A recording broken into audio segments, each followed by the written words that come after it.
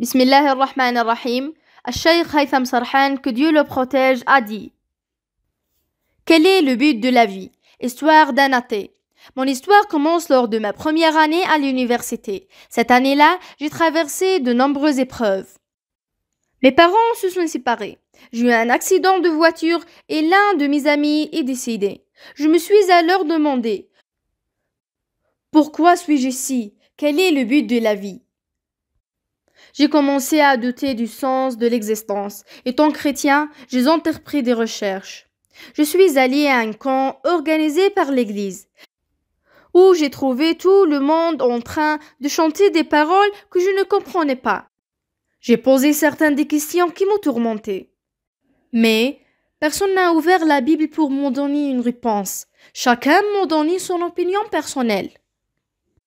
Les réponses étaient contradictoires, et parfois même l'une était totalement opposée à l'autre.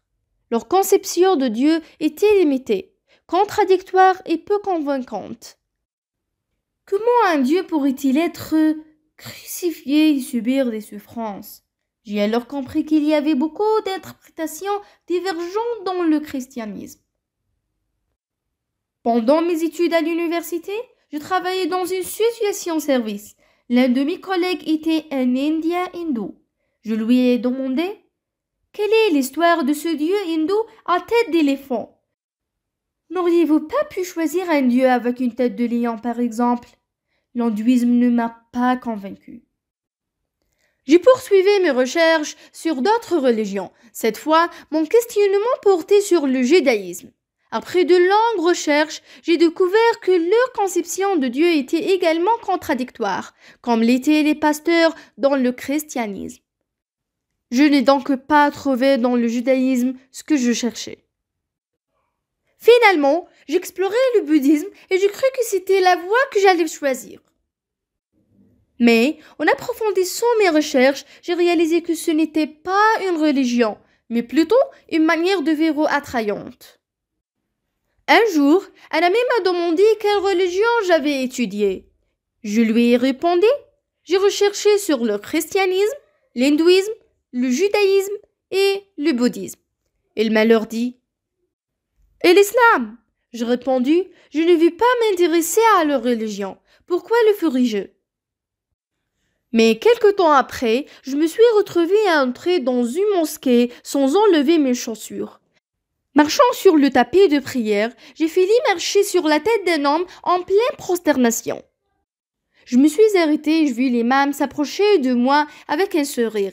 Il m'a dit: quelle belle journée! Mon ami, comment vas-tu?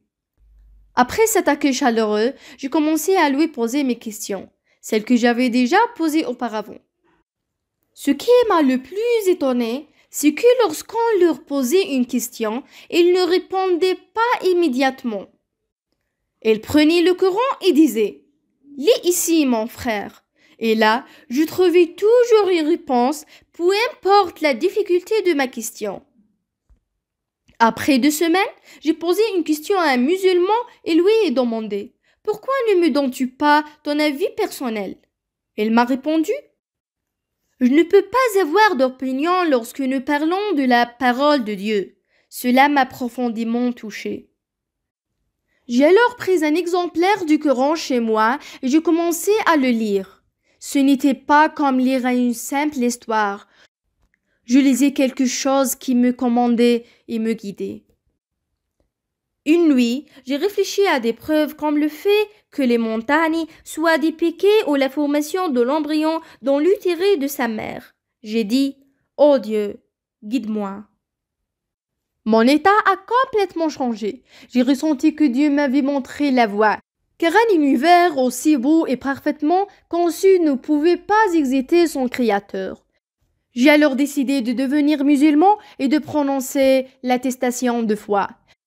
Dès que je l'ai prononcé, toutes mes peurs et mes doutes ont disparu. Mon beau comportement envers mon père lui a fait comprendre que la véritable essence de l'islam était bien différente des mensonges qui circulaient à son sujet.